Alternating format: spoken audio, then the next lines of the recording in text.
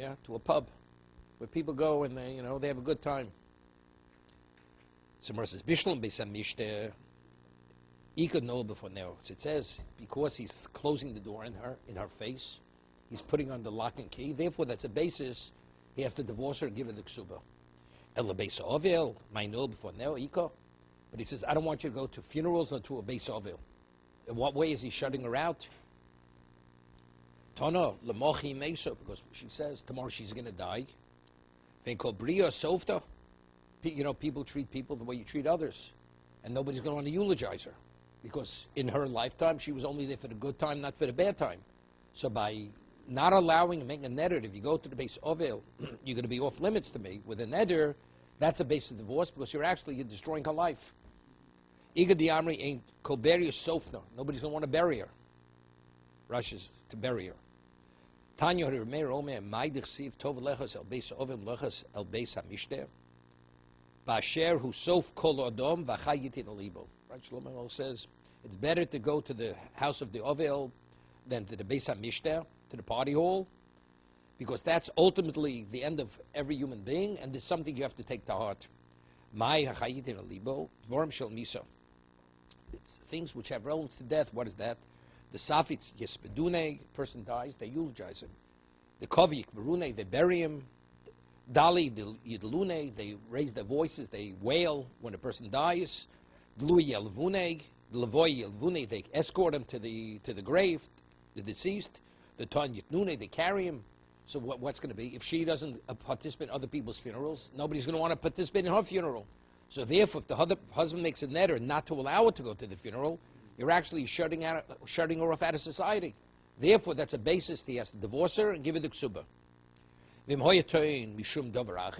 the Mishnah says, what if he says, the reason why I don't want you to go to the Beis HaMishter is because I have a reason. Davar acher.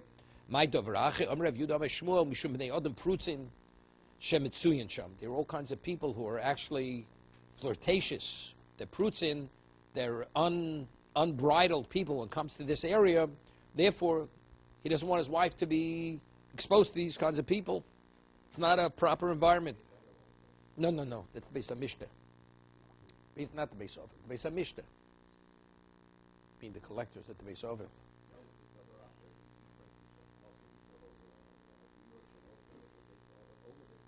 Okay. It's unless maybe they have these kinds of chevra there too. Who knows? You know what I mean? I remember when I was sitting shiva with my father, you have stucco plates. So a certain person came in. So my mother says to me, and this person was a little not normal. And I remember David Feinstein was sitting there at the time, and a few other people. My mother says, you better watch the stucco plates. This guy in a second, he could take too much, just put it in his pocket and walk out. So even the Beis Avil, you have all kinds of people, coming in. When could he do that? He says, I don't like the clientele who frequent. That's only something which is on a regular basis. Chazik, it's already established. These people go there.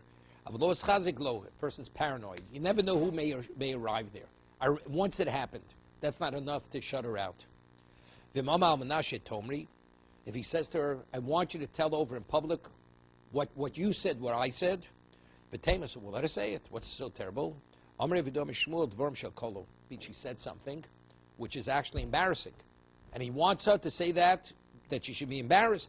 That's a basis. He divorces her, and he gives her a ksuba.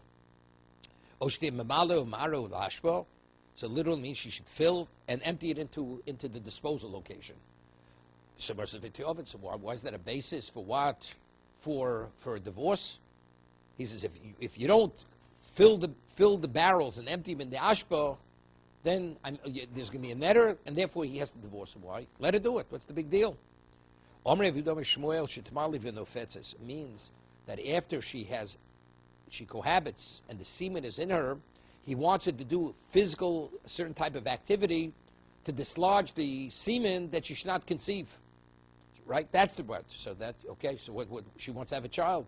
So he's making a netter that if she doesn't do this and she's going to conceive, it's a problem. The Masisa Tono Shintamali Asura Kadimayim. It means literally. The Brisa says she should fill 10 jugs of water. Utar Lashba. She should draw 10 jugs of water from the well and go to the disposal area and empty it out. And if not, I will make it netter, you're off limits. from me.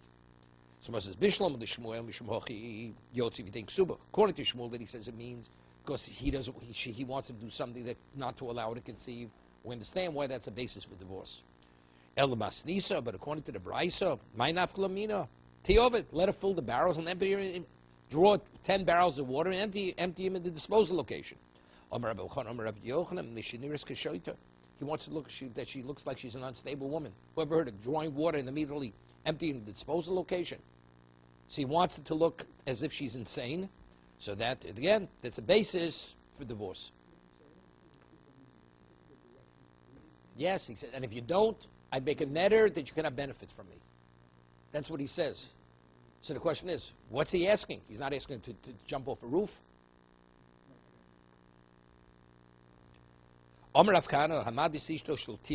First makes a netter. I don't want you to lend out your pots and your pans and your sugar and your flour. That's what he says. Shlotashil. I don't want you to borrow. What? Not the sifter, or something similar, not the mill, the grinder, and not the oven. I don't want you to lend it out, and I don't want you to borrow it from your neighbors. And if not, there'll be a netter in place. That's what he says. He has to give her a divorce because it's not livable. Somebody asks, why? What's Shemashia, Shem Rabbi Shchonosel? Because what is she's already, he's giving her a bad reputation. She's a woman who, is not sociable. She's not giving. Tanya Namihochi Amadi Resishto. Tishal Velo Tashil, she shouldn't borrow and she should not lend. Nabekavor Rechaim Vetana Yotzi Tiksuba B'Neshmesi Shem Rabbi Shchonosel. So what Rabbi Kalatsky said in Rabbi Yochanan is explicit in the Braisa. Let's see, she makes the netter. She will not lend, she will not borrow, she will not lend. She will not weave clothing for his children. Why? Because people say, what kind of wife do you got? You have a wife, she's who knows what. She's a terror. Therefore, because it doesn't reflect well on him, therefore, he divorces her, and there she doesn't even get a ksuba. He doesn't even give her a ksuba there, because there she's the cause of her problem.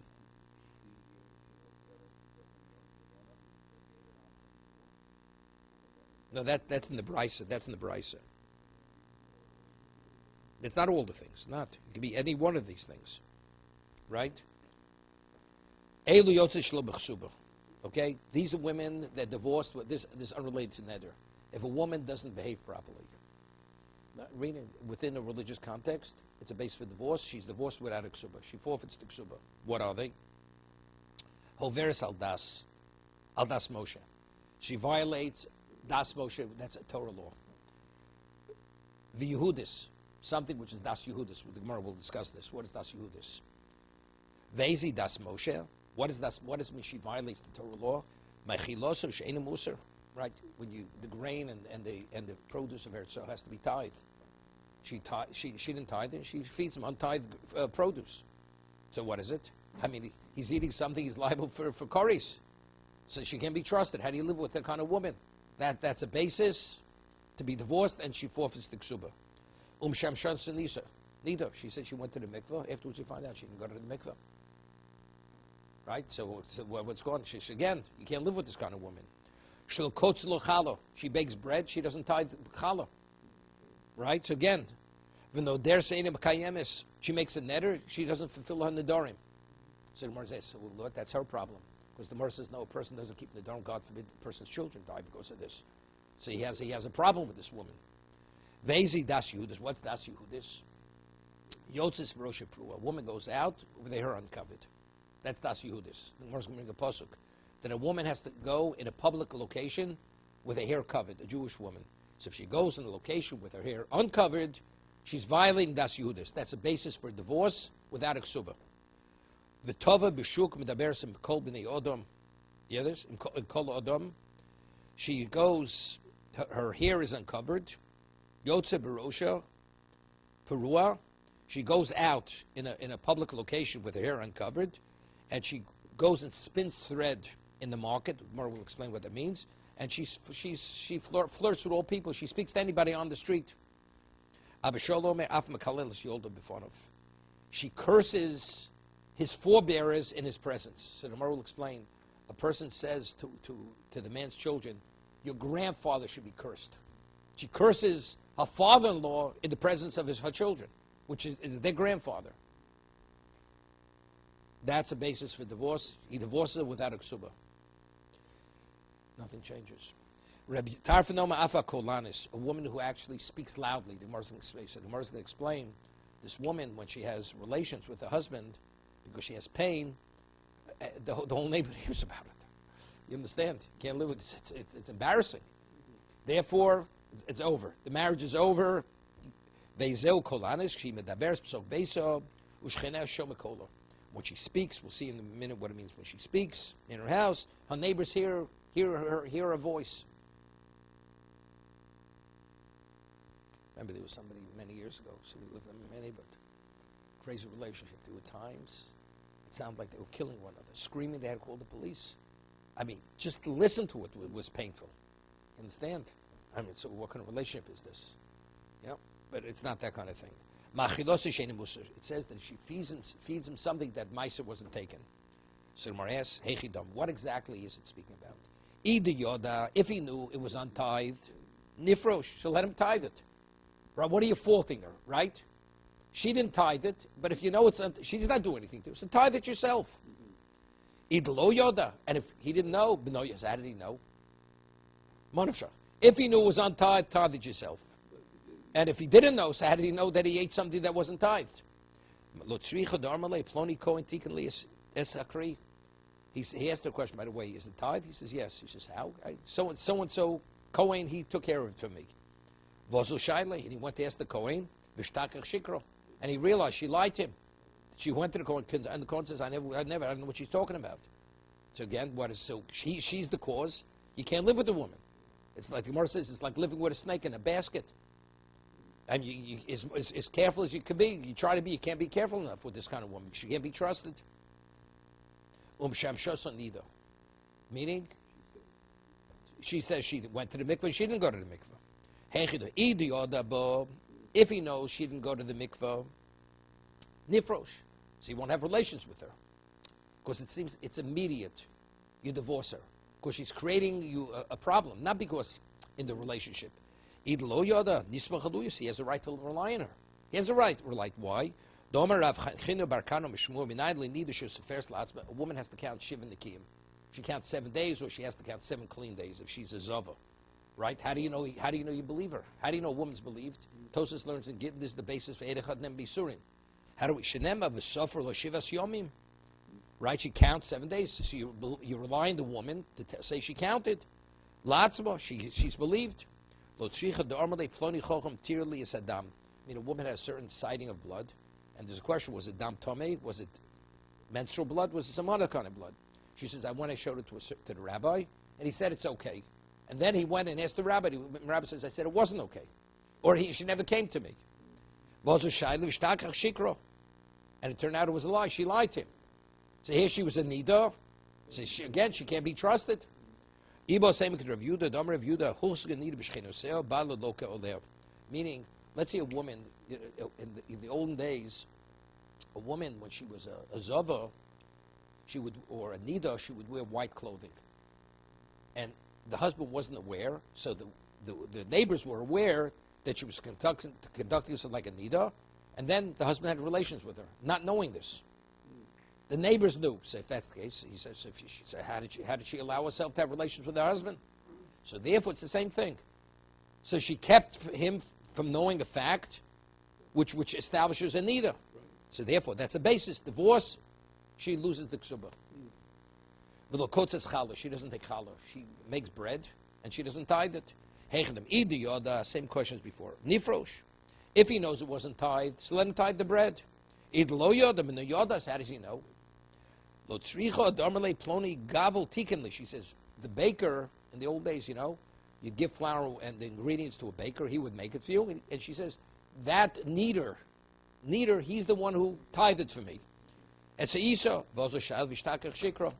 and he went and asked the man, he says, I never did it. Never did it on her behalf. Similar as before. Now it's interesting. There's a book many years ago. It was written. It was published by Feldheim. called the Silver Era. Rabbi Eliezer Silver, when he came to the States in the earlier part of the 20th century. So he tells over a story, the state of affairs in America. So he was very big into kashrus, Rabbi Eliezer Silver. He was in Pennsylvania, then he went to Cincinnati, and so he comes to Cleveland, and he goes to check. The butcher shops were under the hechsher of a certain rabbi. And he goes and he sees all the butchers, they're selling trefa meat. And this rabbi is giving hechsher on trefa meat, non-kosher meat. And it says, bosa kosher in the window, kosher meat. So he goes to the rabbi and says, what's going on over here? How do you have, you want to let the butchers do what they let them, but how do you give a hechsher on non-kosher meat? He says, the Gemara says, mutiv shishogim al yum yizidim. Better that they should be, when they violate Torah, it should be inadvertent rather than deliberate. So if I don't give the hechsher, people will go. They'll go to the A&P or whatever the store was. They'll buy now like this. They think they're eating kosher. So therefore, as a result of that, it's not a problem. You understand? It has no relevance to halacha. I mean, so I'm saying, if you don't know, it's not going to hurt you. If actually you're eating not kosher, she's a need, she's a this, it's a problem. Domamar. What about no deresein mekayemes? She makes the dorim, she doesn't fulfill the dorim. So you say that's her problem. Domamar bavon nedorim bonim mesim. Because if one who transgresses nedorim chas v'sholem, the children die. Shenemar al titin es picha lachti es psorecho. Don't allow your mouth to diminish your flesh. You hear this? One's mouth could diminish his flesh. What's one's handiwork? What's one's accomplishment? That's one's sons and daughters. Rav Nachum Mehocha Lashov Hikesi es b'nechem. Right, Lashov Hikesi b'nechem. Lashov al iskei shov, because you took a oath in vain, or you made a neder in vain. That's the reason Hikesi. Therefore, your children were smitten. Tanya hoyre meir omer kol yidei b'ishto sheno deres v'inem kayemes. A person who knows his wife, she makes a neder, she doesn't keep the nedarim. Yazav yad yireno. He should what? He should have her make a neder again. Gemara says yad yireno my misaken. How does that correct it? You hear this? A woman who makes the nedarim doesn't keep the nedarim. You know what you should do? Let her make another neder. You hear this? Yazav yad yireno. So and what do we accomplish? So she violate another. What do we accomplished? Elo yazav yakni teno. You know what he should do? He should go and what? And he should put his wife in a painful state. And because of that, she's going to make an oath. She'll take the dorim. And if the Torah says that if you hear the oath or the neder on the day that it's made, the husband can nullify it. So you'll nip it in the bud that if, as a result, she'll think she's vile, but there's no neder. Because the husband created a scenario, she'll make it, and because you'll be aware of it, you're going to nullify it immediately. Yeah? They should tell her before of the offer, that you should make the neder in his presence or the shua in his presence, and he'll nullify it. He said to Remeir, you know something? It's not a solution. Because you know something? Because you can't be careful enough. What happens if you forget? She's making the neder, she doesn't keep it, you put yourself in jeopardy.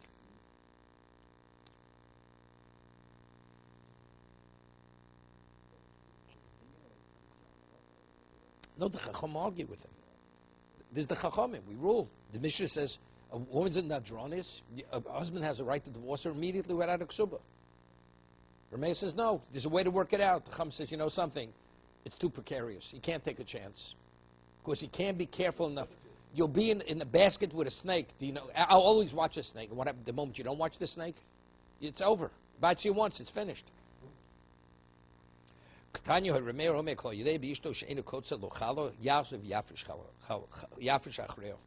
hear this? Rabbi Yehuda says a man who knows that his wife doesn't tithe the bread, you know something? You always make sure to tithe it. You should always tithe it.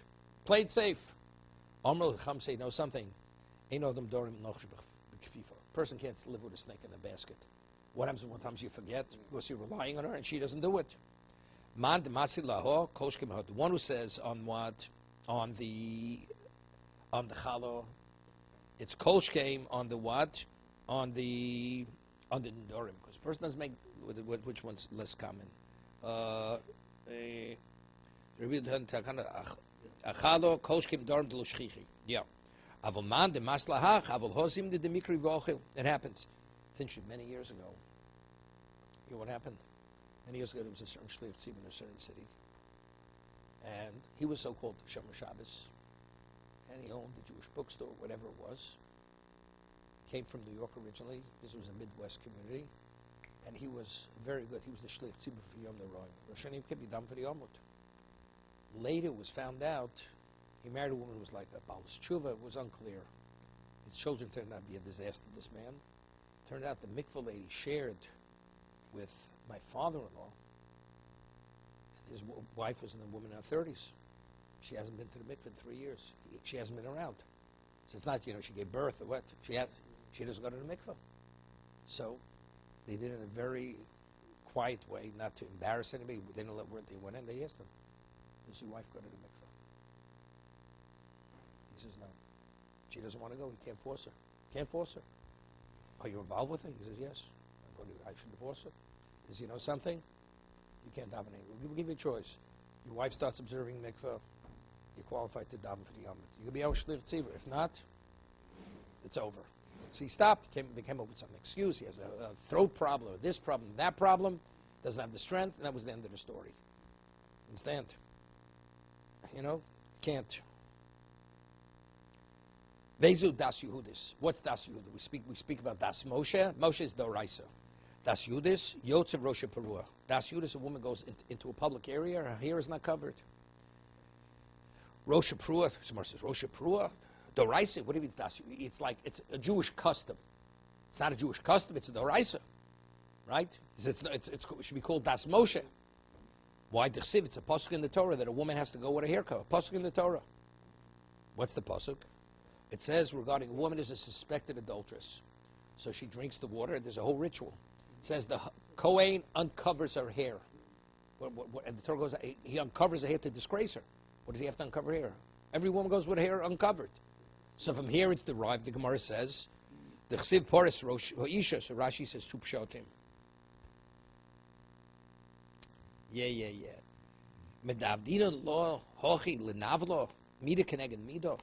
Since we do this to disgrace her, to make her totally unappealing, which is measure for measure, also lisnos obolo, since she beautified herself for the adulterer, mechlal de oser, so evidently she did something. Okay, inami v'chsiv v'fora mechlal du shata la pruahu. I mean, when she comes before the Kohen, her head is covered. Shmami no in derech nos Yisrael lotzis pruos rosh v'cheniker. That's the main pshat Rashi says. That the Torah says, that means what is the way of the Torah say? How should a woman conduct herself? Going with the hair covered. Okay. Rabbi Shmuel learned from the Brayso. Asor los Yisrael shlo yetzi before rosh doraisa.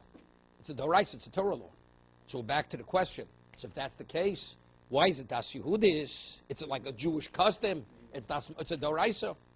Rashi once told me, in Lithuania, many women went with their hair uncovered. The Chassidim, they always want their hair covered.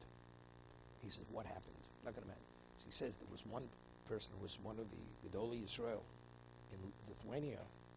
I'm going to mention. His granddaughter, or his daughter, she took off her, she was raised up, but she became, this is pre-Beis Yaakov's. And Haskell affected Lithuania and Russia much more than Poland. And she said, I had enough. So she was a Shomer Shabbos, kept kosher, went with her hair uncovered. So they said, if so-and-so's daughter or granddaughter go without her hair covered, no, it's over. We don't go with the hair covered any longer. So she was the one who was the Poretz Geder, or Poretz's Geder. She breached the fence, and that was the end of it. That started the whole dissolution, breakdown of going with the hair covered. Okay?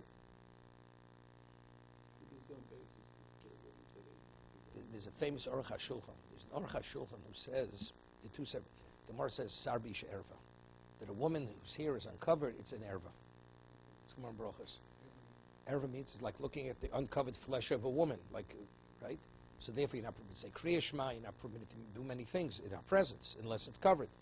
So Aruch HaShulchan says that that's only in regard to, I think he says this, that's only because people are not used to it. But let's say a woman does go with hair. Let's say it becomes the style. People go. They're doing the wrong thing. Das Yehudis is go with your hair covered. Or Das Moshe is go with your hair covered. They're doing the wrong thing. But because it's not unusual, you don't see it as something which is like only it's the husband's domain, because it's become public domain. Therefore, regarding that, it's not erva. That's the famous kula from the Aruch HaShulchan. But is the woman doing the wrong thing? It's a Torah violation.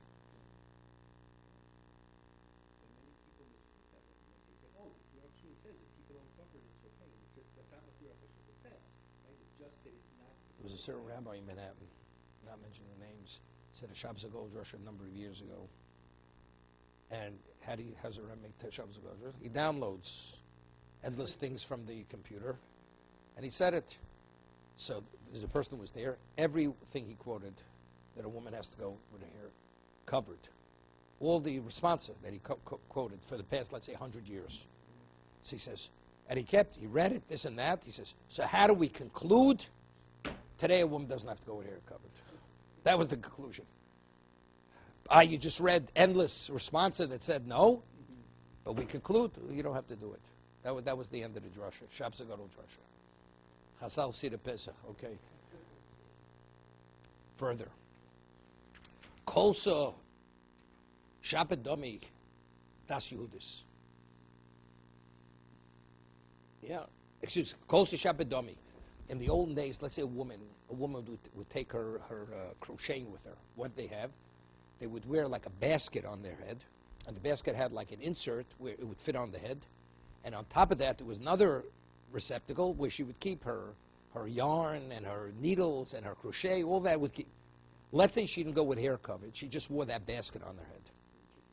So that is Das Yehudis. On the Torah, that's sufficient. Not to be in violation of a Torah law, her head's covered. But Das Yehudis is, that's not sufficient. So Das Moshe, she's observing Das Moshe. Okay? Kolsa Shabbadomi, but Das Yehudis, I feel Kolsa Nam Yoser. But what the Minig Yisrael is, that's not sufficient. Because a woman's hair should be covered besides that. If you ever notice, especially by Sephardim in Israel, they go like this today. Women will go with the hair covered, especially many people live in the West Bank. They go with the hair covered, and sometimes they'll wear even a hat on top, but their hair, they have like a cloth covering the hair down to their, below their hairline, all around, and the hair is covered, and they wear something on top. So it's two things. There's a hat, or whatever it is on top, and under that, there's this other thing. Right? That would be, without that, that would be equivalent of kolsa. Now, it's interesting. Kolsa is this basket.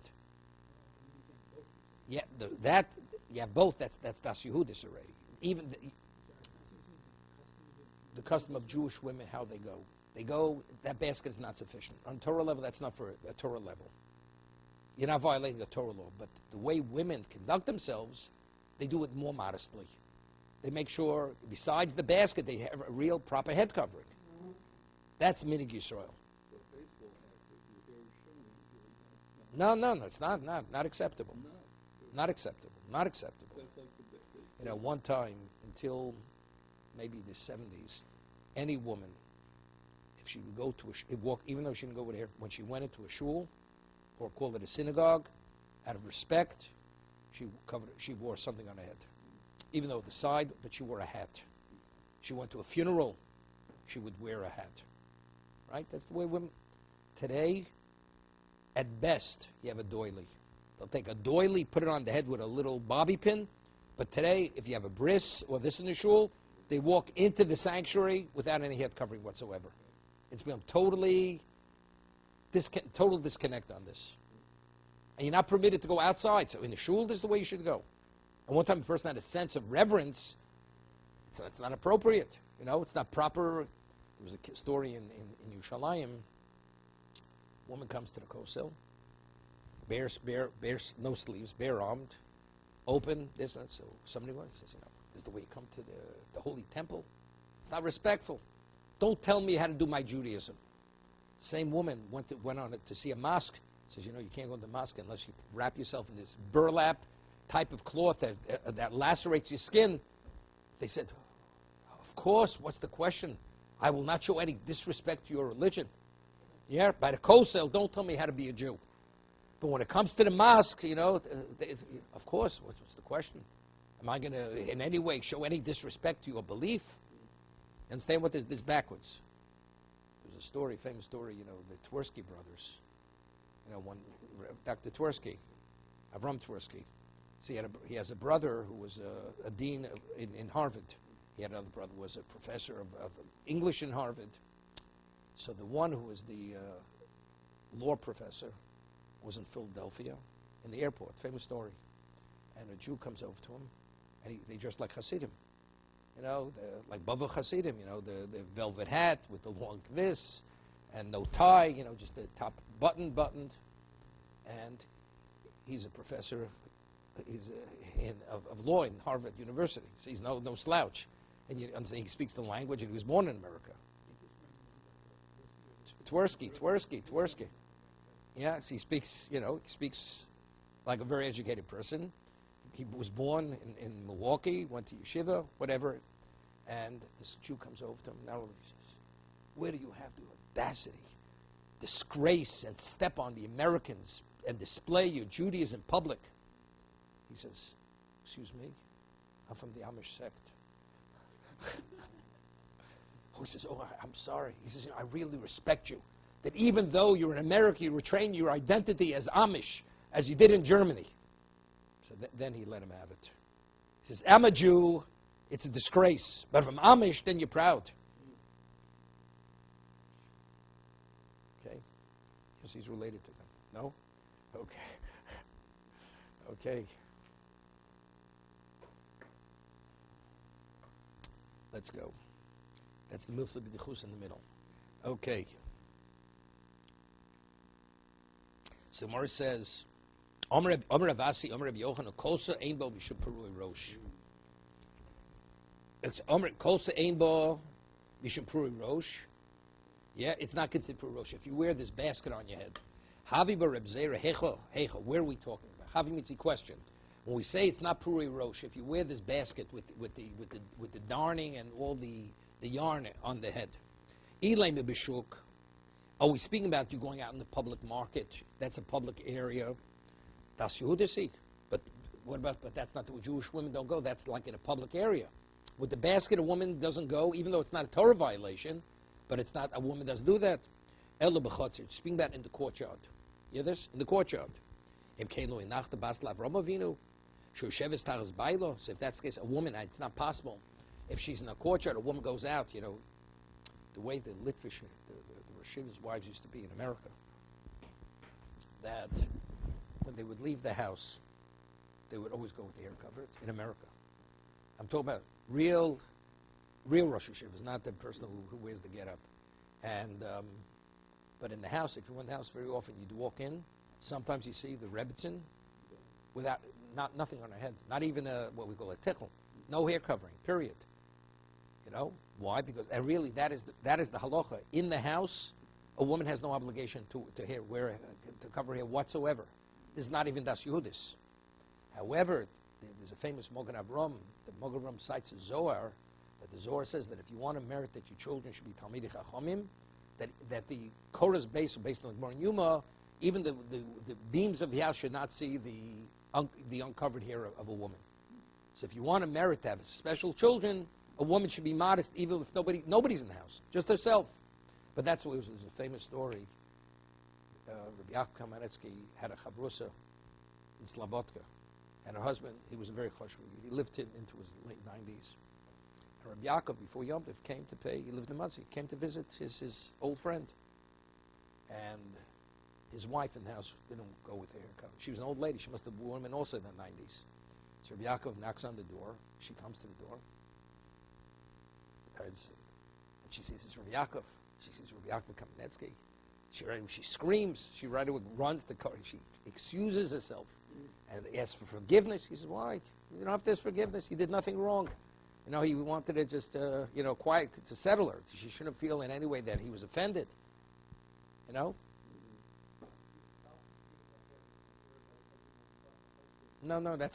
that is only within the context of tefillah and limud Torah and Kriya Shema.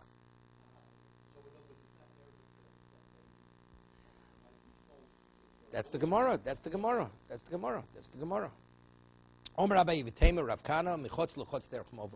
When would it be a breach in Das Yehudis? let's say you have two courtyards, and you have to go through an alleyway to go. So in that alleyway, it's a problem. A courtyard, that's like part of the house. That's part of your function. But if you have to go into an alleyway, which could also lead to a public domain, since it's like semi-public, it's not appropriate. That would be a breach of Das Yehudis.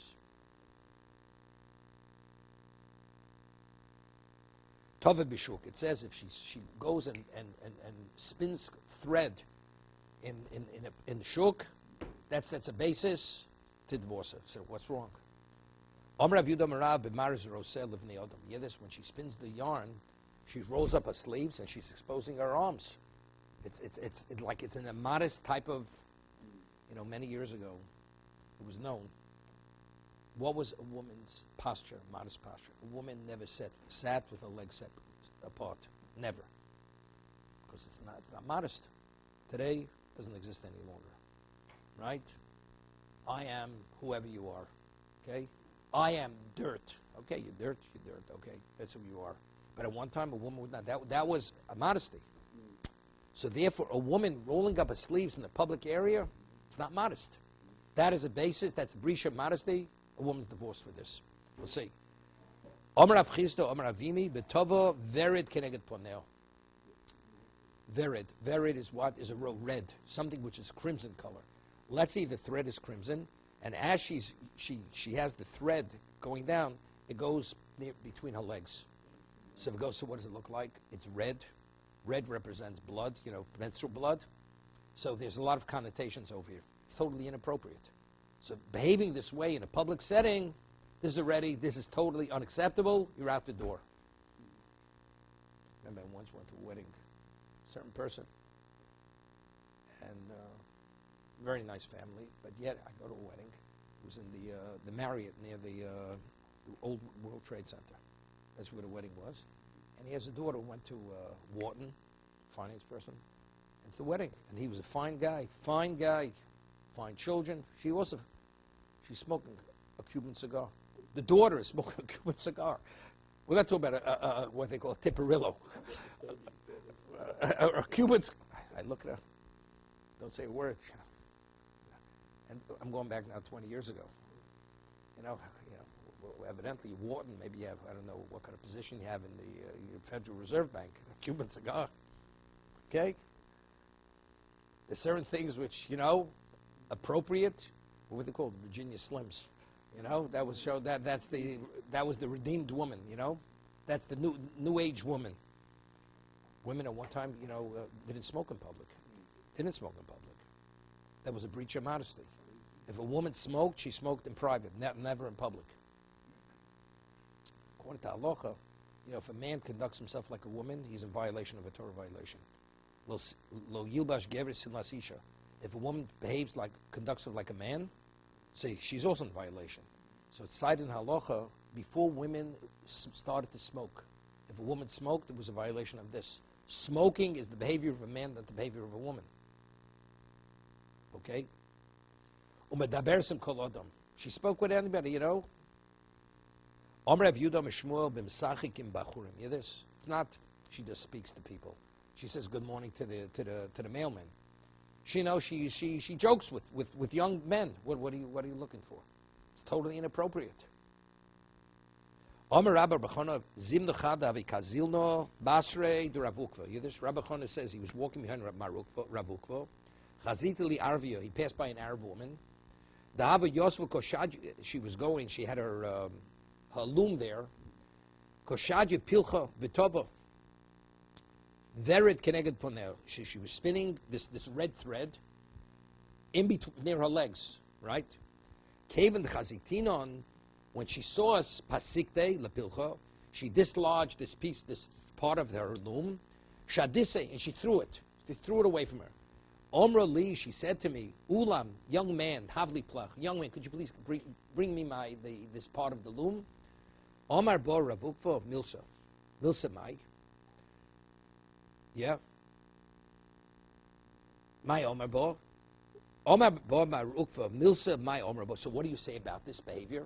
What do you say about this Arab woman's behavior? Young man, bring that to me. So two things she's doing. The thread is between her legs, which is red, and she's what? She's engaging with a young man. Ravina Omar Tova B'Shuk Omar Bo.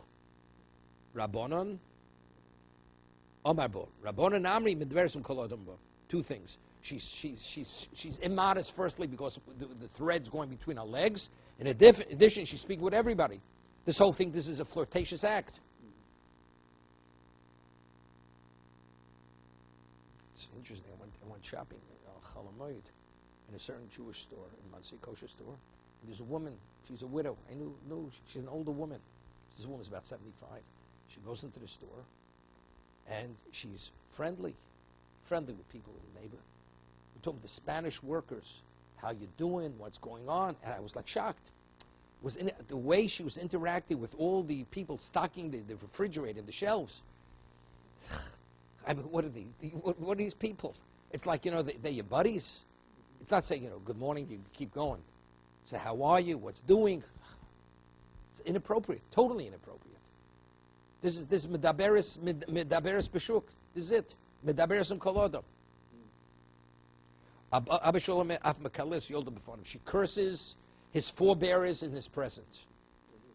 Omar Rav Yehuda mishmur mekalis yolidov b'fnei molidov. V'simonach, she curses the forebearers in the presence b'fnei molidov. V'simonach Ephraim and Ashkeru b'shim ha'yuli. Meaning, you curse the grandparents in the presence of the grandchildren. Because we see that Ephraim and Manasseh were grandchildren, and they're considered the equivalent of children. It's like cursing the parent of a child in his presence. Omer Abba, the Omerli, what did she say? Listen what she said. The Omerli, Nechle Arbele Sabe Bapi Brei. Hear what she said? She said to the grandchildren, a lion should eat your grandfather in the presence of your father. This is the curse.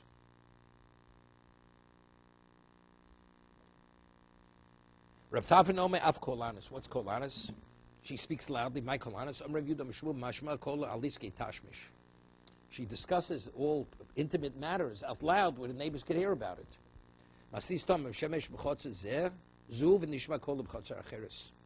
Actually, when she has intercourse, she cohabits from the pain. The whole neighborhood hears about it. This is before they soundproof the walls. So he says, if that's the case, it's a mum. It should say this is considered a mum. It doesn't mean that, because that. So what's the Mars? It should say that, and it's.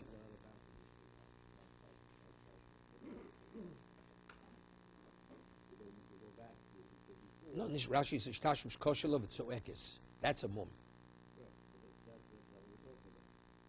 Why? Because he says what? Because that should be in the last Mishnah. Nisti yogabi mumin b'maslisin.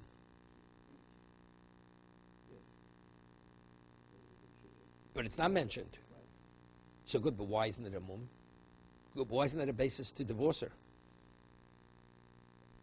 The man can't live with his wife. I mean, the whole neighbor doesn't have to know whenever he has relations with his wife.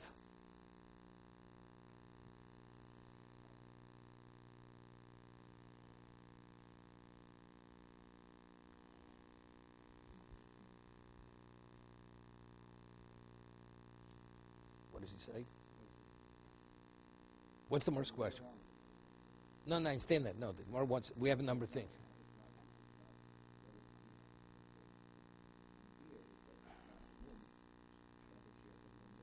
Of course, we're not talking about movement. We're talking about, but that may be a basis, but that's not what we're talking about over here.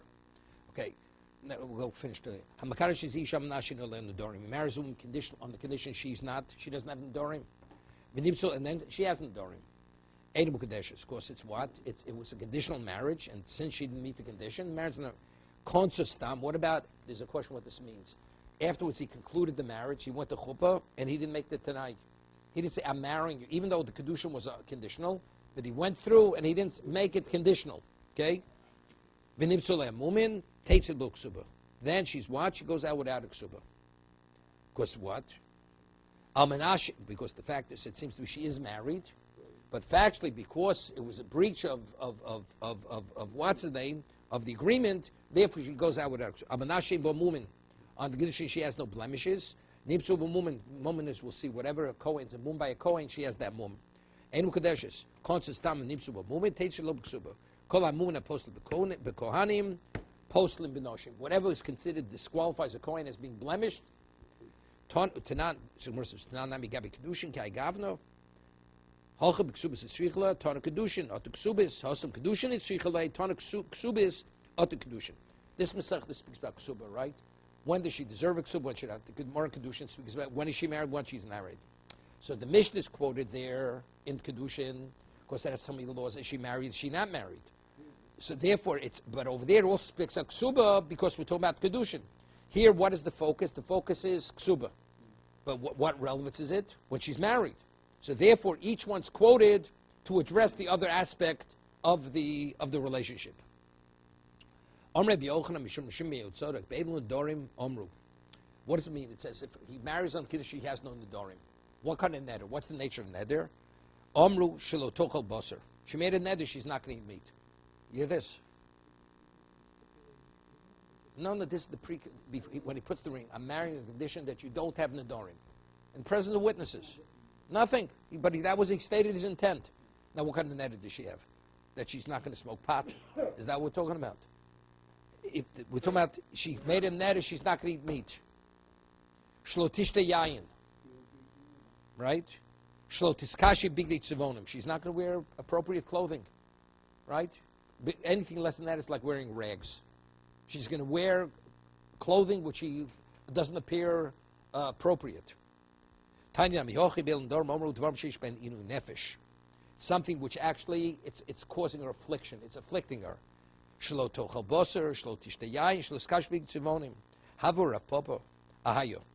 What is this going? Is came the kabit nami? I mean, if the man says, I don't want any nedarim, what do we have to talk about meat or this or that? What does that mean in nefesh? And he says, I don't want nedarim. Ela seifo Rav Ashi Olam Areisha. Midi the kapti wa inchi abi kapeda kapeda. Midlo kapti inchi lo abi kapeda kapeda. When the man said nedarim, what does he mean? You know, man says, I don't want to marry a woman with a blemish, and she has a slight scar which is very visible. Yeah, she's not perfect, but that's not what he meant. He meant the blemish that's a real blemish. Right? So the same thing, what is a neder?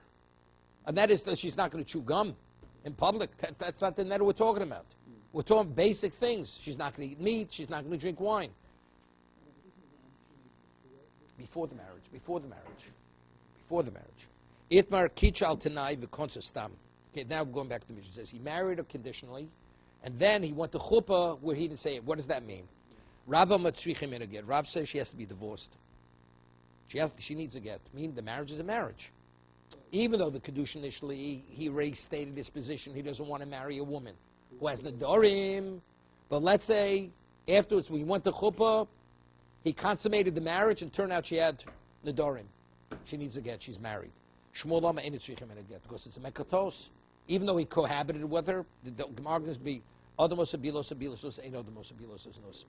If in fact he cohabits with her, let's say it turns out she had nedarim. That means he's not married. That means the act of cohabitation was in vain. It has no value. It's not his wife. So therefore, that becomes an overriding factor. A person would prefer to forego the condition and give her a get, and rather than have that the marriage is not a marriage and to cohabit with a woman out of wedlock. That's the question. What would a person prefer? To cohabit out of wedlock and not have this woman? Or not to, and he'll give her a divorce? What would a person prefer? That's the machlokes of Rav and Shmuel over here. Adam osabilos abilos nus, ain't adam osabilos abilos nus.